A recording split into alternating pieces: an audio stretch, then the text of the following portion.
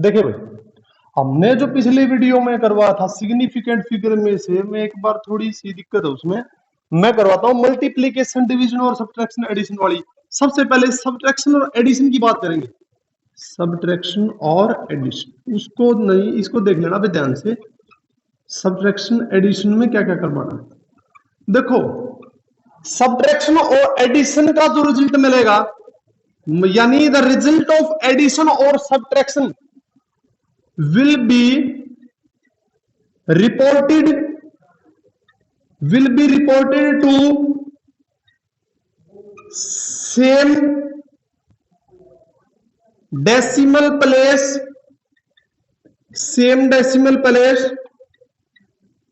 as that of term with least decimal place। इसका मतलब समझना भाई, जिसमें मैं कुछ एडिशन का एग्जांपल करवाऊंगा, एडिशन या सब्ट्रैक्शन में जिस टर्म के सबसे कम डेसिमल प्लेस तक होंगे, आंसर भी उसी में आएगा। जैसे एग्जांपल लेते हैं भाई, मान लिया प्रदीप में से एग्जांपल है ये 4.523, अगला है 2.3, 6.24, 3, 6, 10, ये आया भी, ठीक है। अब ये देखो, इसमें 3 डेसिमल प्लेस तक है, इसमें 1 डेसिमल प्लेस तक, इसमें 2 डेसिमल प्लेस तक। तो वो टर्म देखनी है जिसमें लिस्ट डेसिमल हो। बताओ किसमें? इसका मतलब हमें क्या देखना है कि इस अगले बड़े में डेसिमल कितना हो, 1 हो। तो अब राउंडिंग ऑफ करेंगे। राउंडिंग ऑफ का मतलब समझते हो, ये अगर 5 से बड़ी है तो ये क्या हो जाएगा, 1। इसका आंसर हो जाएगा 13.1। इसका मतलब सब्ट्रैक्शन और एडिशन में हम क्या देखते हैं, वो टर्म देखनी पड़ेगी जिसमें क्या हो, लीस्ट डेसिमल पॉइंट हो। ठीक है, 1 डेसिमल, इसमें 3, इसमें 2, एक टर्म होता पता है। तो डेसिमल इसके पॉइंट के बाद कितने एक्शन आना है भाई, एक आना है, ये 0। इस 0 क्या बढ़ जाएगा, 1 बढ़ जाएगा। ऐसे कर लेना इसमें। इसमें डेसिमल पॉइंट देखेंगे, लिस्ट जिस टर्म के पास क्या हो, लिस्ट डेसिमल हो, वो देखेंगे भाई। अब बात करते हैं हम किसकी, मल्टीप्लीकेशन एंड डिवीजन की।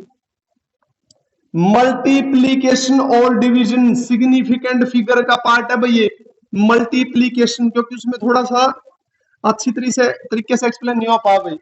मल्टीप्लीकेशन एंड डिवीजन देख लेना भाई, उसमें कोई भी गलती भी हो तो इसको ध्यान से देखना, ठीक है। मल्टीप्लीकेशन और डिवीजन में तो क्या कहेंगे इसमें कि इसमें भी रिजल्ट, इसमें डेसिमल की बात नहीं करेंगे, result will be reported to same significant figure यानी SF as that of term with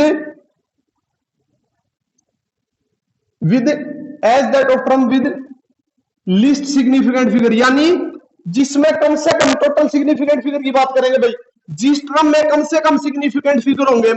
जैसे एग्जांपल लेते हैं इसका, तो उसके अनुसार होगा। देखो ध्यान से, एक एग्जांपल लेते हैं मल्टीप्लीकेशन में हम, जैसे यहीं से ले लेते हैं, मान लिया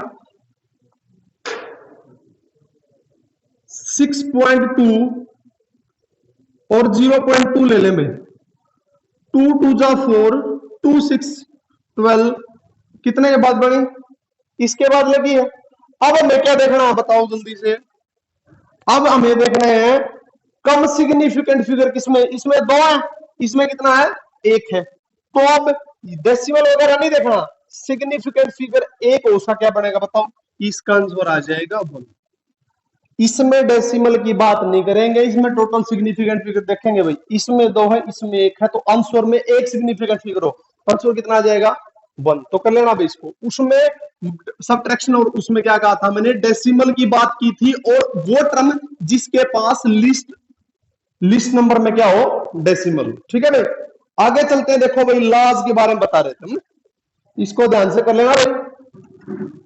लॉज क्या कहते हैं, देखो लॉज होते क्या है, अगर लॉज को आम भाषा में देखें उसको बोलेंगे laws of chemical combination, laws of chemical combination. Laws of chemical combination में क्या है कि बताया भी था शायद कि एलिमेंट से कंपाउंड बनते हैं भाई, एलिमेंट से कंपाउंड बनते हैं। तो वो एलिमेंट से कंपाउंड कैसे बनते हैं, वो बनने के रूल क्या होंगे, उन्हीं रूलों को बोल दिया जाता है लॉ ऑफ केमिकल कॉम्बिनेशन। तो इसमें सबसे पहला लॉ की बात करते हैं हम। देखो भाई इसमें सबसे पहला कर लो भाई, रूल है एलिमेंट को कंपाउंड में कन्वर्ट करने के, लॉ ऑफ केमिकल कॉम्बिनेशन। सबसे पहला है law of conservation of mass. Law सबसे पहले फर्स्ट लॉ है law of conservation of mass, law of conservation of mass. ये कहता है कि mass matter can neither not be destroyed, यानी मान लिया कार्बन प्लस ऑक्सीजन से CO2 बनी है, इसका कितना होगा 12, इसका कितना होगा 32 और इसका कितना आता है 44, ऐड करके देख लेंगे। और 12 प्लस 32 भी कितना होता है 44, यानी प्रोडक्ट का और रिएक्टेंट का मास क्या है इक्वल। ये किसको बताता है लॉ ऑफ कंजर्वेशन ऑफ मास को। तो अब इसमें लॉ ऑफ कंजर्वेशन ऑफ मास हुआ भी बिल्कुल सिंपल है, कर लेंगे। वैसे एग्जांपल एक और लिया जाए तो आइस वाटर में कन्वर्ट होगी भाई, तो ये नहीं है कि आइस का ज्यादा मास था और वाटर का कम हो गया, या वाटर का बड़ा आइस का कम था, ऐसा कुछ नहीं होता। बस लॉ ऑफ कंजर्वेशन ऑफ मास किसमें फॉलो नहीं होता, न्यूक्लियर एनर्जी वाले में E is equal to mc² होता है, उसमें वो एनर्जी में कन्वर्ट होता है मास, वो अलग चीज है, ठीक है। तो law of conservation of mass follow होता है लगभग हर जगह। आइस किसमें कन्वर्ट हुई है वाटर में। C प्लस O2 CO2 बना भाई, कार्बन सॉलिड ऑक्सीजन गैस के साथ CO2 गैस बनी है, इसका मास कितना 12, इसका 32 ग्राम, इसका 44 ग्राम, दोनों का मास कितना हो गया टोटल 44 ग्राम। तो इसका मतलब टोटल मास रिएक्टेंट का इक्वल होगा total mass of product. Tenth में पढ़ा हुआ तो ठीक है।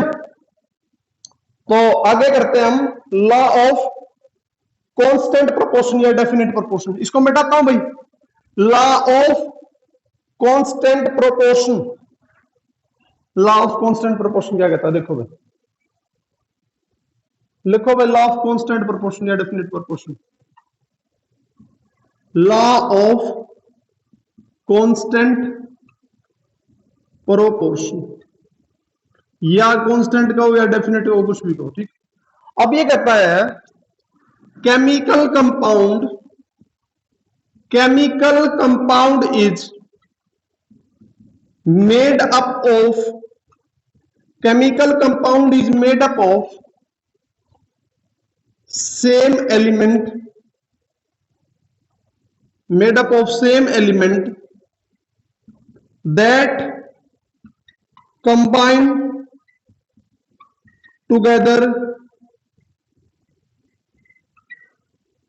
in fixed ratio by, that combine in their fixed ratio by mass। मास के किस में होंगे, वो फिक्स रेशियो में होंगे। जैसे भाई मान लिया हमारे पास दो चीजों से ये कैल्शियम कार्बोनेट है भाई, लाइमस्टोन सबका पता है, ये किस क्या दे देगा CaO प्लस CO2, छोड़ो हमें क्या मिली, एक ही बात देखनी, इससे CO2 बनी है। और CO2 कैसे बन सकती है, कार्बन प्लस O2 अभी बताया था, CO2 दो तरीकों से CO2 बनी है। लेकिन अगर मैं इसके अनुपात की बात करता हूं, प्रोपोर्शन की, यहां कितना होगा 12, ये कितना होगा 32, तो रेशियो कितना आया 3:8। यानी इसका जो मास का प्रोपोर्शन है वो कभी भी चेंज नहीं होता। मास प्रोपोर्शन, जो mass fix ratio by mass, ठीक है भाई, उसका मास का रेशियो कैसा होगा, फिक्स होगा। वही है लॉ ऑफ कांस्टेंट प्रोपोर्शन, या उसको डेफिनेट प्रोपोर्शन कुछ भी कह सकते हैं। तो ये था, ठीक है भाई। और एग्जांपल लिया जाए, जैसे वाटर है भाई, वाटर रिवर से ले लें या वाटर कहीं है भाई, पोन्स तालाबों से है या घर पे है, जितने भी हैं जितने भी वाटर है उसकी केमिकल प्रॉपर्टी थोड़ी चेंज होगी भाई। वाटर है जैसे हाइड्रोजन का सबको पता कितना है, 2 हो जाएगा, इसका कितना हो जाएगा 16 हो जाएगा। और अगर सिंपल रेशियो में लेंगे तो क्या होगा 1:8। वाटर का कितना हो जाएगा 1:8 में हाइड्रोजन और ऑक्सीजन ऑलवेज कंबाइन करेंगे, वाटर कोई भी हो। CO2 हमेशा किसमें मिलेगी 3:8 में, वो भी क्या हो बिल्कुल फिक्स रहेगा। तो ये क्या है law of constant proportion, this is the law of constant proportion. अब बात करते हैं भाई लॉ ऑफ मल्टीपल प्रोपोर्शन किसकी है, और याद रखना भाई इसको किसने दिया था, प्राउस्ट ने। किसने दिया था, प्राउस्ट ने दिया था, ठीक है। और अब बात करते हैं लॉ ऑफ मल्टीपल प्रोपोर्शन। देखो भाई लॉ ऑफ मल्टीपल प्रोपोर्शन में क्या कहता है, इसको सबसे पहले समझते भाई अच्छी तरीके से। लॉ ऑफ मल्टीपल प्रोपोर्शन क्या होता है,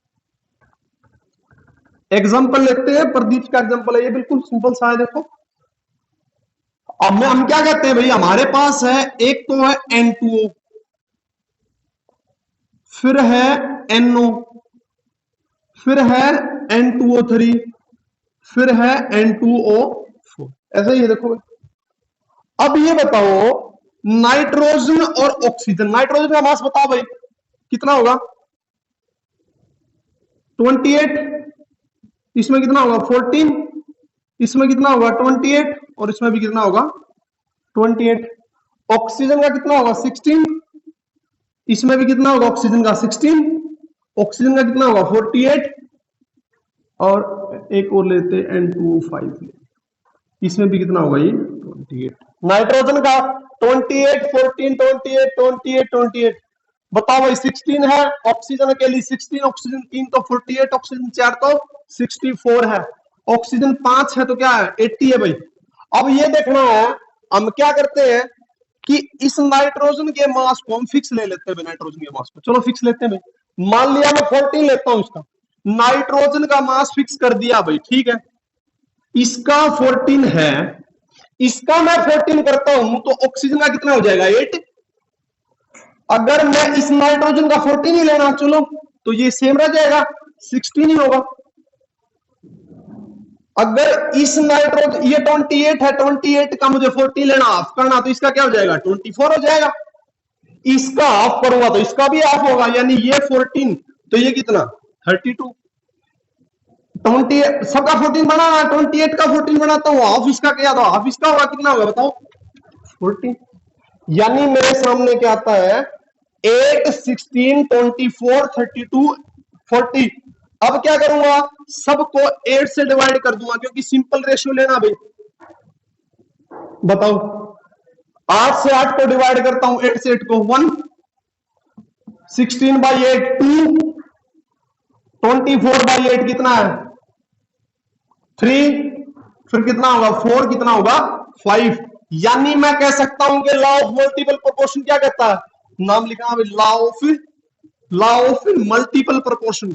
लॉ ऑफ मल्टीपल प्रोपोर्शन ये कहता है अगर एक का मास फिक्स लेते हैं, एक का मास फिक्स ले ले और जो उसके साथ जो दूसरा कंबाइन करता है वो हमेशा किस रेशियो में होगा, सिंपल रेशियो में कंबाइन करेगा। तो mass of one element is fixed तो other element bear a simple whole number ratio. ये था लॉ ऑफ मल्टीपल प्रोपोर्शन। आगे करते हैं लॉ ऑफ रेसिप्रोकल अगले लेक्चर में।